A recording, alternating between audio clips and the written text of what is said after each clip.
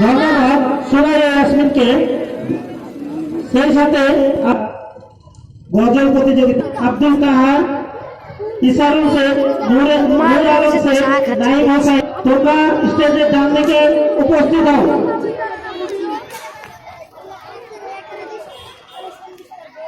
এই প্রতিযোগিতাতেও আমাদের বিচারক সেট থাকছে।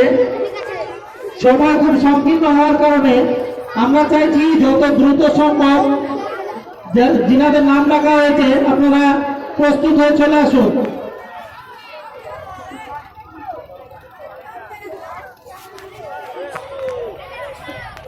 পরবর্তী প্রতিযোগিতা গজল প্রতিযোগিতা 12 বছরের উপরে ছেলে সামিউল ইসলাম, জয়দুদ্দিন শেখ, আব্দুল কাহার, ইসারুল শেখ, নূর আলম শেখ, নাইম হোসেন, মুরসালিম শেখ, আব্দুল সালাম। কুইজের কোয়ালিফাইং রাউন্ড চলছে, যে কারণে একটু দেরি হবে।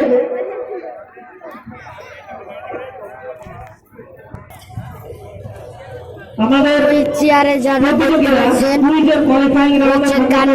কানার জন্য একটা লাইক দিয়ে যায়, একটা লাইক দিবেন কিছু বলার জন্য।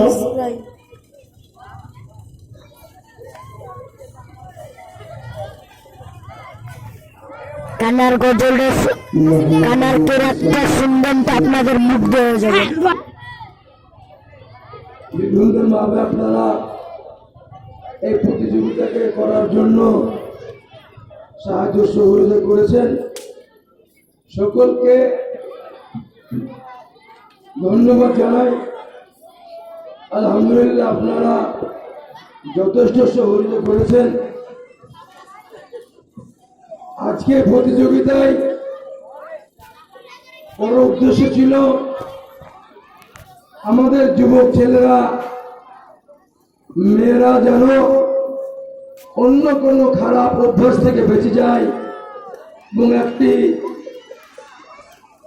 ইসলামিক প্রতিযোগিতায় থাকতে পারে। আলহামদুলিল্লাহ, যদিও আমরা 100% কামিয়াব বা সাকসেস না হতে পারলেও আমরা অনেকটা সাকসেস হয়েছি আলহামদুলিল্লাহ।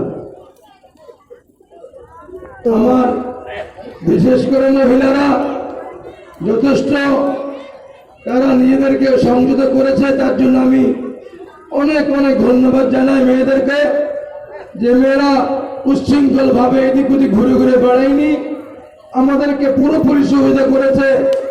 আশা করব আগামীতে এর চাইতে যেন বেশি সহযোগিতা করে।